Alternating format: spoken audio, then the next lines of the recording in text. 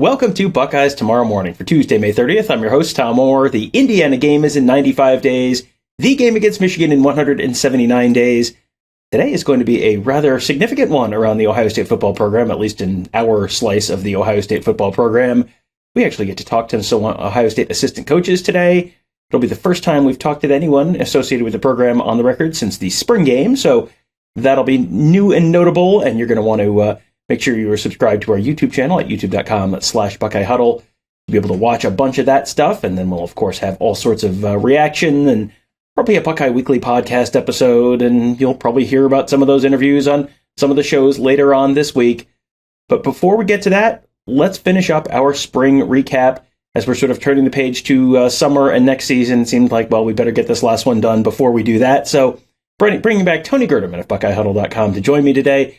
Tony, we got to talk about special teams. We've done all the other units on the team coming out of spring. Feel like we got a pretty good sense where all of those, where all that stuff stands. It's kind of weird because it feels like one of the biggest question marks on the team right now is, so who's the place kicker going to be? Who's going to be the guy who comes out and kicks that first field goal this fall? I feel like we maybe have an answer, but I don't know how high my degree of confidence is in that right now.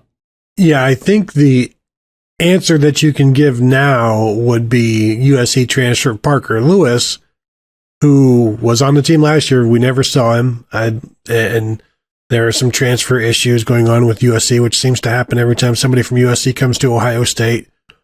But he is the most experienced guy of Ohio State's kickers, losing Noah Ruggles, obviously, and then I don't know that anybody knows anything more other than maybe the Ohio State staff themselves to say, no, I wouldn't say Parker Lewis, I'd say somebody else. But at this juncture, I don't know how you could say anybody definitively over Parker Lewis, given that I'm saying Parker Lewis at 55% and everybody else combined for 45, something like that. He's just got the most experience, and he was brought to Ohio State to eventually be the kicker. So I think 2023 qualifies as eventually. Yeah, it does feel like he's sort of the next man up there. As you said, Noah Ruggles graduated, so no more Noah Ruggles. Jake Seibert, who had been brought in as a scholarship kicker in 2020, he just sort of never won the job. Played cornerback a little bit, and then has transferred to Northern Illinois University now, so he's out of the picture. The other contenders are Jaden Fielding, who's handled kickoffs for Ohio State for a couple of years. He missed a field goal during the spring game. And then Casey Magyar, who is a transfer from Kent State. He is a preferred walk-on at Ohio State. He's the other person who could be in the mix there. But yeah, I think I'm with you. I think it feels like more likely than that it's Parker Lewis, which will lead to all sorts of 1990s TV references. So we all have that to look forward to this fall. But so that's one spot that, maybe we'll get a little more clarification if we get a chance to talk to Parker Fleming later on today at the Woody. But that seems like that's probably where that stands right now, until it changes or we hear otherwise. Next up, punter. Not so much question there. I think we all know it's going to be Jesse Mirco. He's going to be number one, Australian, number two, an excellent punter, number three, these two things before that I stated before are now obviously redundant. But, it feels like Jesse Mirco is just sort of a sure thing for Ohio State and just has been excellent and reliable and everything you want from a punter. Yeah, unless he has renounced his Australian citizenship, I assume he's going to be okay this year and once again be the punter for the Buckeyes, and there's no reason to think he wouldn't be. He is reliable.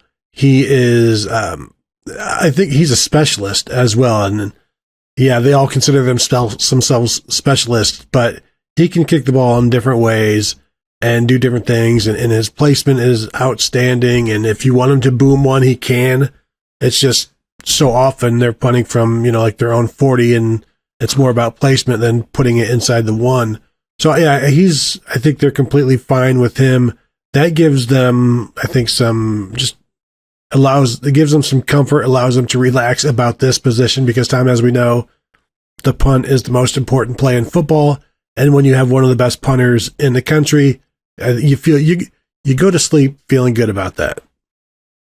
Yeah, and it's one thing you just kind of don't have to worry about for the most part. And he has been put in some sort of weird situations. You had the non-fake punt against Michigan, and it looked for all the world like that was going to get blocked, and he managed to get that punt off and had the fake against Rutgers that was not a called fake, but he made it work and got Greg Schiano real mad. So he has just been very reliable, even in kind of off-script kind of moments for them. So that's definitely a position where I think they're feeling pretty good. Long snapper, we'll just touch on long snapper real quick because it feels like Bradley Robinson has been the answer there forever, and finally after 7 years, he has graduated and is off to bigger and better things. Mason Arnold, who replaced Bradley Robinson after Robinson hurt his knee in the middle of the season, he has transferred to Michigan State. So John Furlman has come in. He is a transfer from Arizona State. I would certainly expect him to be the long snapper. Max Lamonaco, Colin Johnson, the other two guys who are on the roster for Ohio State as long snappers. But John Furlman, I would think you transferred in, probably leaving one Power 5 program, you're coming in to start. So that would be my expectation there. Kick return, Tony, is a little more interesting because one of the guys who we saw this spring lining up at kick return and we got all excited about, Caleb Brown, young wide receiver. We saw him back there. I was like, oh man, this is a perfect spot for him. He's great. He's has the history of being a running back, so he's great, with the ball in his hands and all reading the open field and all that kind of stuff. And then he transferred to Iowa, so that was disappointing. So with Caleb Brown out of the picture, what do you see them doing at kick returner this year? I don't know, Tom. We also did see Carnell Tate back there a few times. I don't expect him to be the guy. Xavier Johnson has been there in the past, and he was there in the spring until he got hurt. One guy that I'm wondering about, because I don't expect it to be Emeka Egbuka. They've already moved him away from that position. As we've talked in the past, once you become more integral to the offensive system as a whole, they'll kind of move you away from a kick returner. But I'm wondering if maybe this isn't where we see Evan Pryor. And he's a guy that obviously was still coming back from his injury and from last season. In the spring, he was still out. But you're looking for ways to get all of these different guys involved. I think that would be a pretty good opportunity to get him involved. Now, does he have the skill set? I have no idea. He is fast. He's elusive. He's a running back. These are all things that that's the type for kick returners. And I think it'd be interesting to see what he can do there. Just get him involved. He's right. He'd be involved, right at the start of the game for some of these games, and just get him going. And I think that would be an interesting spot for him. The best bet, maybe Xavier Johnson, just because he's done it before and they're comfortable with him. But I wouldn't be surprised to see Xavier Johnson as like the blocking kick returner, and maybe an Evan Pryor, or we could see Chip Trayanum and Xavier Johnson back there again. I think somewhere you'll see Xavier Johnson, but I would like to see what Evan Pryor could do. Also, one last thing on the long snapper. You mentioned Mason Arnold going to Michigan State, which is where Bradley Robinson came from. So that was the long snapper to be named later in that trade. It was a long time waiting, but they finally got the deal done. Yeah, that's I think he probably owed some interest on that with that many years elapsed between the two ends of that trade finally getting finalized. But yeah, that's the kick return spot is such an interesting one because there are so many options. Because Ohio State, it typically is young running back or young wide receiver who has not yet gotten a chance to really break into the rotation, but is really talented and explosive with the ball in his hands. And then as soon as a guy really becomes a regular fixture in that rotation, they kind of move off the kick return and they go to the next guy who hasn't really gotten a chance to break in. I was thinking about Travion Henderson returning kicks at the start of the Minnesota game in 2021. And then once he started making an impact on offense, all of a sudden he wasn't back there again very, very soon after that. So that's kind of how that goes. Yeah, Evan Pryor is an interesting one because I was kind of scrolling through my head of all the different people we saw back there during the spring. We didn't see him back there during the spring because he wasn't out there. But yeah, that's a very, very interesting suggestion. I'm with you, though. Xavier Johnson's a real possibility. Chip Trayanum's a real possibility because there are only so many carries to go around with 5 healthy scholarship running backs who are all veterans, who are all very talented. So that's definitely a real possibility there.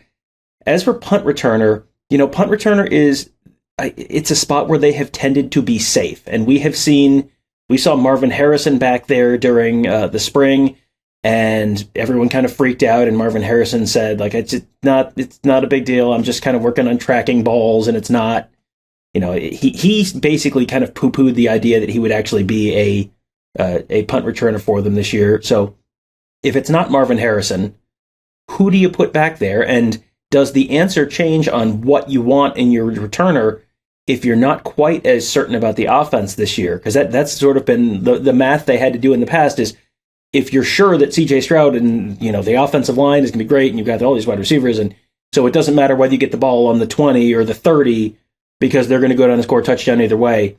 If you have a first-time starting quarterback and you've got a little bit of a question marks, a couple question marks on the offensive line, does that change what you're looking for in some of those return spots? I don't think it'll change who they're looking for. It's more of a mindset and what you tell the player. And last year, Emeka Egbuka led the team with 11 punt returns. I expect him to be the punt returner again. But like you're saying, if they want to be more aggressive there, do they go with somebody else other than a guy who is their number 1B wide receiver as a guy? Okay, we need you to be more aggressive. And, back in the past, Jalen Marshall, they could be aggressive with him because they had other guys, and that was just his nature. Plus, they needed as many yards as they could get. If they want to be more aggressive, I absolutely believe Emeka Egbuka could be that guy and do that stuff. But do they want to be safer with him? Yeah. So because even when I did my official two deep on our message board back in January until now, I don't call it a punt returner. I just call it a punt catcher. And that's what, Emeka caught 11 punts last year for 75 yards, returned 11 punts for 75 yards. Very low return, and they've been low returns. KJ Hill was a guy that just secured the ball. And so maybe it's a time and a place type of thing. It will be interesting to see if they do unleash Emeka Egbuka, because he is one of the best receivers in the nation, best playmakers when he was healthy, and then when he was the kick returner, he was doing very well there for the Buckeyes. So I think he has that capability.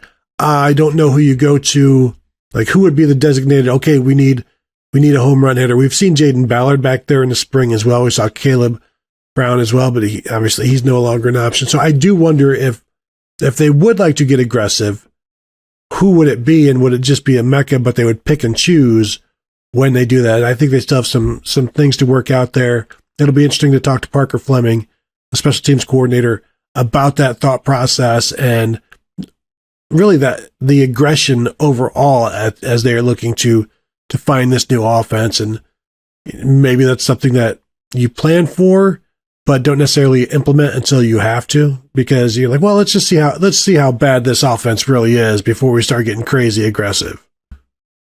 Yeah, I don't think anyone's expecting a bad offense this year. It's just a question of will it be quite to the standard of the previous offenses, and that's a little bit TBD.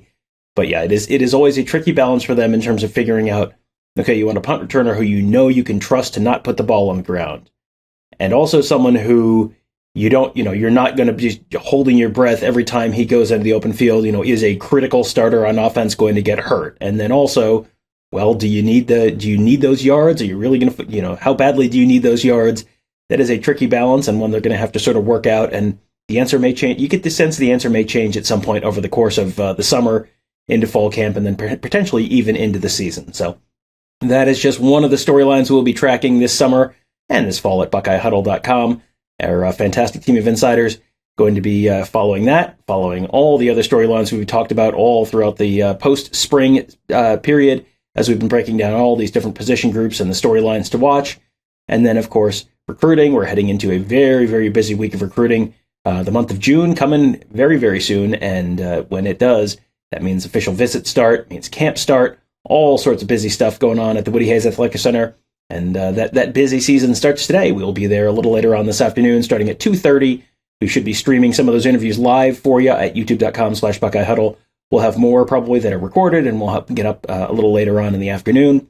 And we'll have instant reaction for you from the Woody Hayes coming up a little later on today, and then as well a whole bunch of morning shows probably talking about some of the stuff we learned and how things may have changed even since the spring game, as the coaches have had a chance to go back and really review what they've seen, what the transfer portal additions will mean for the team, and much more. So all that coming up this week at BuckeyeHuddle.com. So if you are looking for a site to become a member of, your membership might be coming up at another site. You might be thinking, hey, let's what are Mark and Alex and Tom and Tony and Kevin and Ross and Devin and Mikey and Justin. What are those guys all up to? Well, we are all at BuckeyeHuddle.com. You should join us. Fantastic team of insiders, fantastic community, lots of great stuff, all at BuckeyeHuddle.com. That will do it for today. Thank you guys all for joining us. Have a great day. We'll talk to you tomorrow.